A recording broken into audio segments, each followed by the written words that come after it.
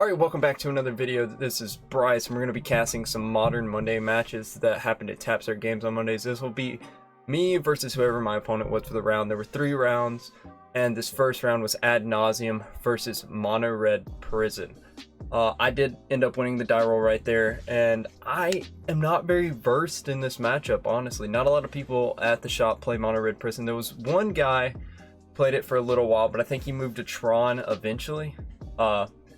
I personally think Tron is probably a better pick, but yeah, so I presented my cut, he presented his cut, and I was on the play.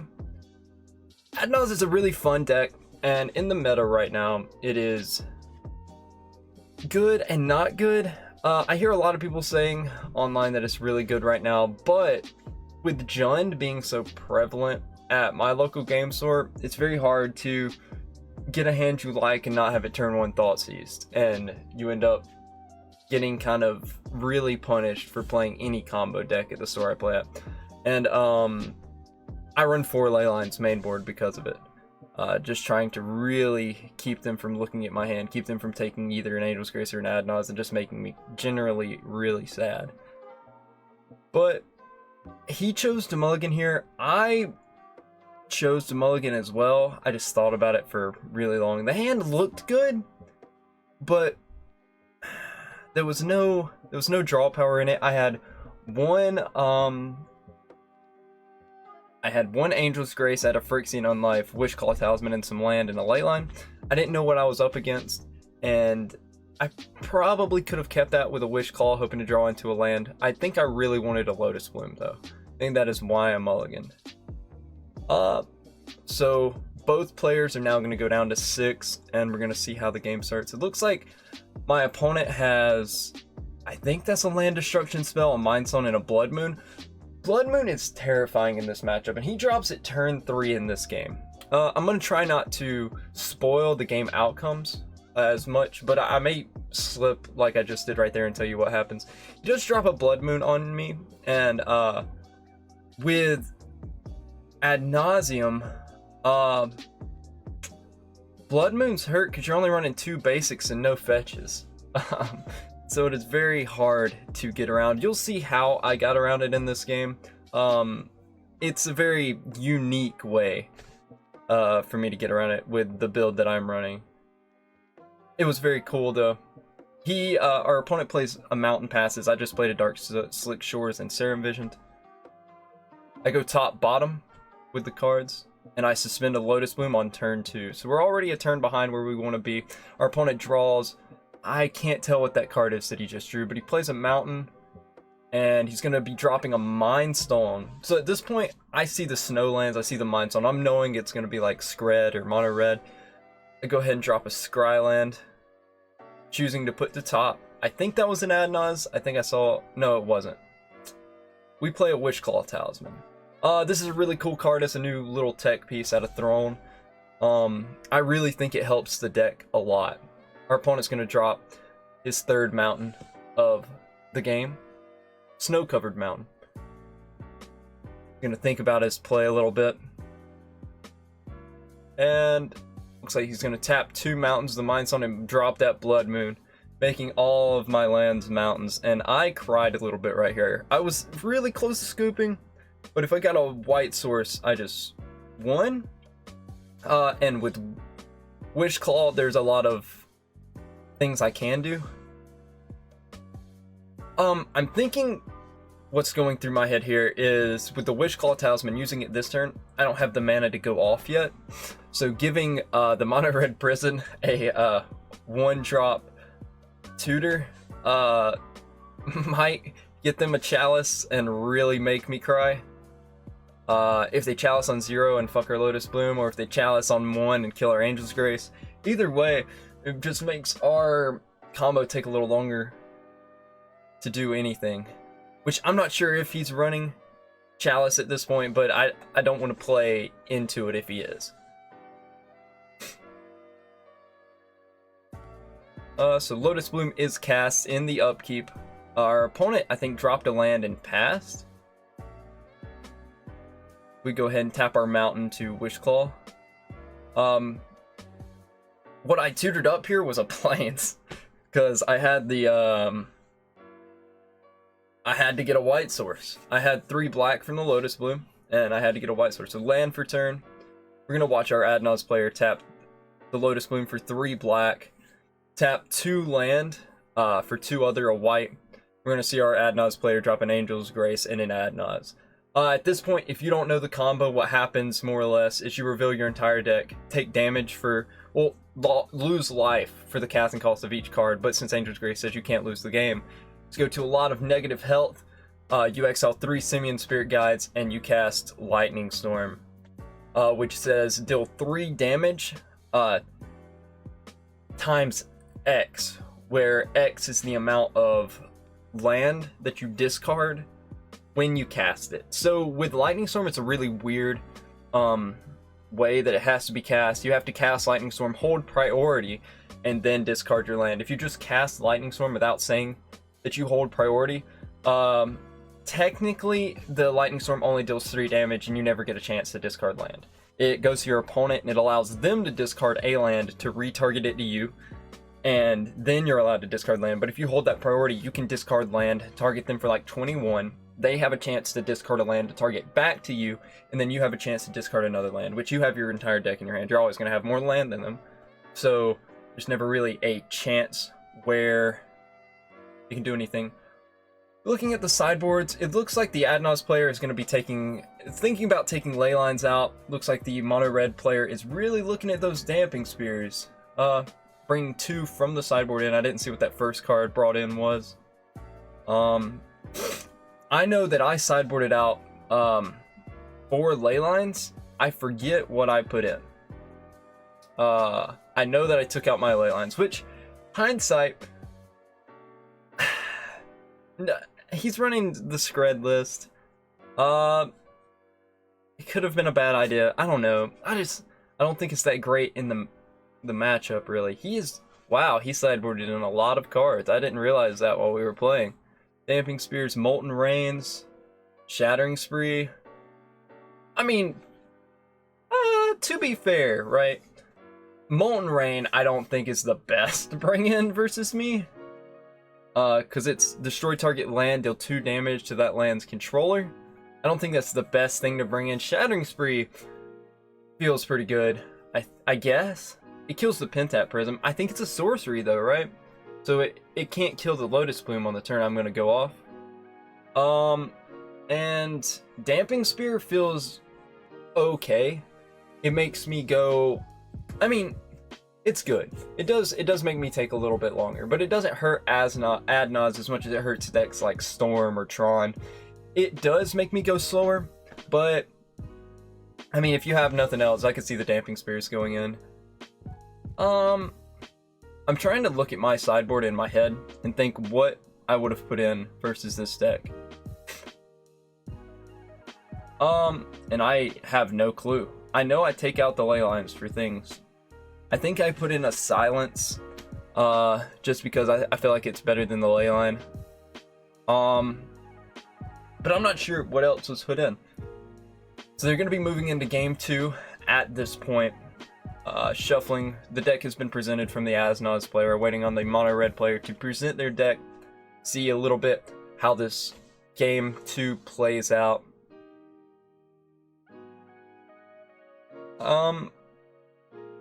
Yeah, we're just gonna see how it goes. If I remember right, this was a pretty neat little game 2, so y'all be in for a treat. We're gonna see both players draw their 7 cards. The mono red prison player will be on the play for this game, so that will be a little interesting, give them a little extra turn to set up. Looks like he's going to be ditching down to 6.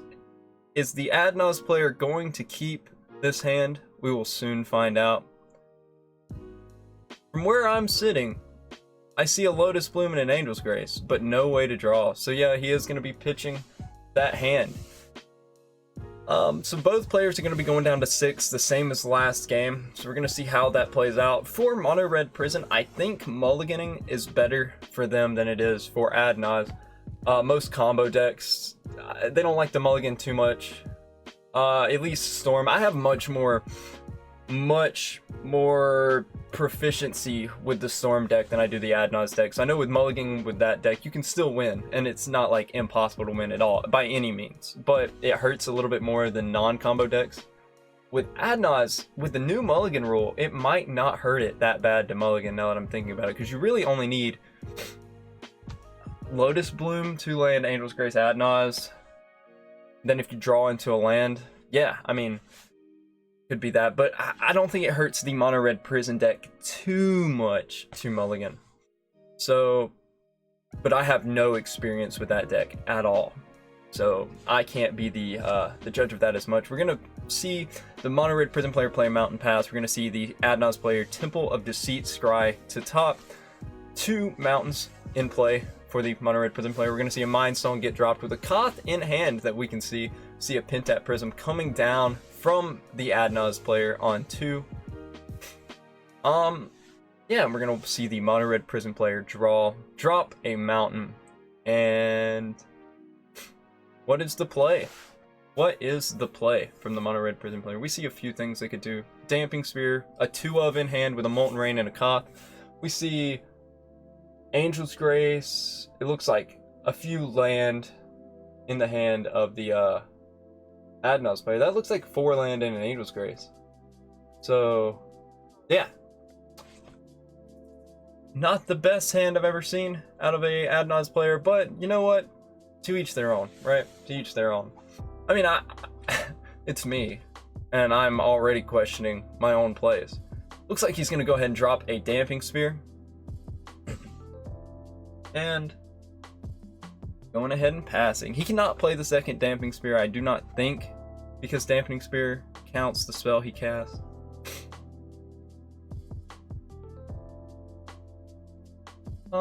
We're gonna see a Serum Visions come out, looking at the scry, choosing where he wants to put them. I can't see what those cards are, but it looks like he's going top bottom with the scry.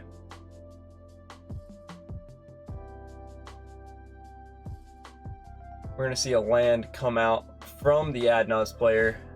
Another fast land coming in untapped because he has still 3 or fewer lands. Next turn, the fast lands will come into play tapped though, so that is something to keep in mind. Going back to the mono red player draws. No land drop as of yet. Tapping 3 mana to Molten Rain, the Seachrome Coast. Dang. Knowing the Adnaz player hand, that play doesn't really affect them as much. I could see taking the player off white really hurting, but with the Pentat Prism out, having another Seachrome in hand, it wasn't that much effective of a turn. We're going to be seeing the Adnaz player Serum Visions again, scrying 2. Choosing where to put them, both to bottom. And with the Serum Visions, Damping Spear is at 1. We're going to see the Adnaz player do one of my favorite tricks against Damping Spear and Pentat Prism for 3, put 3 counters on it. So he did use a counter from the Pentat Prism, so it really was just a transfer of counters with the 2 stored, but it's still such a cool interaction for the deck, with Dampening Spear allowing the Pentat Prism to sunburst for more than it's really thought it should be able to. And I remember when I found that on Moto, and it's such a cool interaction. This deck is full of really neat little things like that, and I really enjoy the deck a lot. We see the mono red prison player drawing. It looks like he's missing another land drop, choosing what to do with the turn.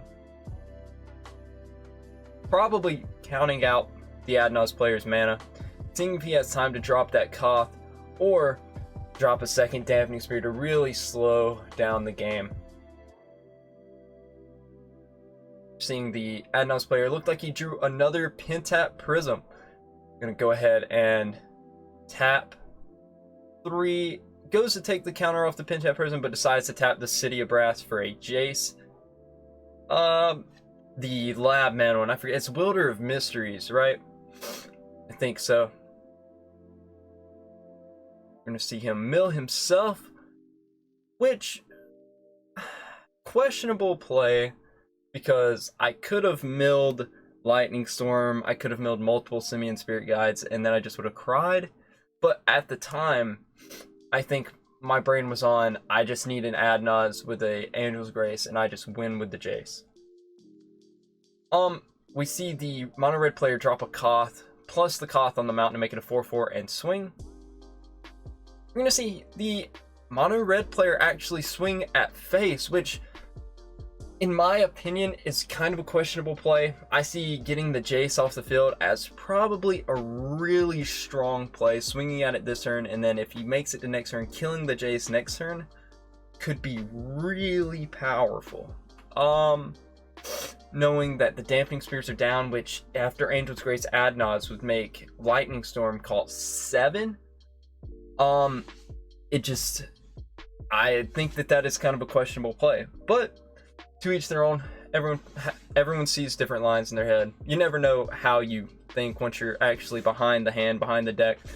Knowing in the moment, you may make a decision that you don't agree with later. So we won't hold it against anyone. Gonna go ahead and tap 3 mana from the mono red player. Untap the 3 mana. Nice, good play.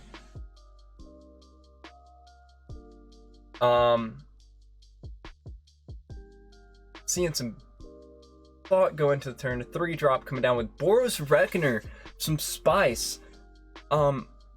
Plus wanting the mountain to make it a 4/4 with the Boros Reckoner on the field. And thinking about another play. Moving to combat.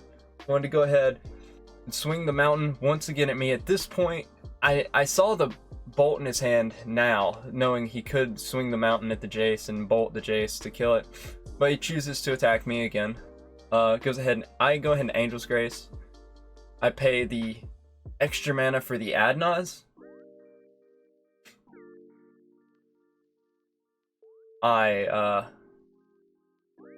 Waiting for a response.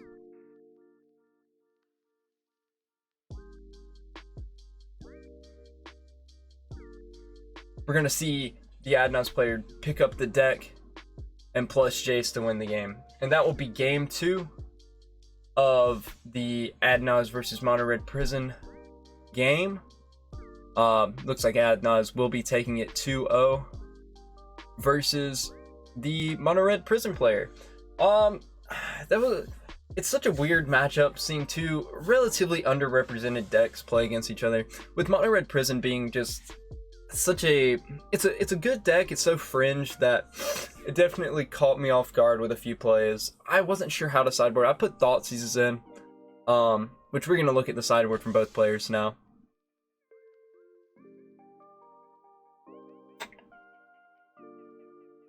Looks like he put in Smash to Smithereens, which is probably good. Molten Rain, we're seeing, which is good.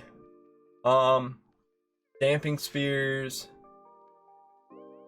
I'm actually not sure what that card is.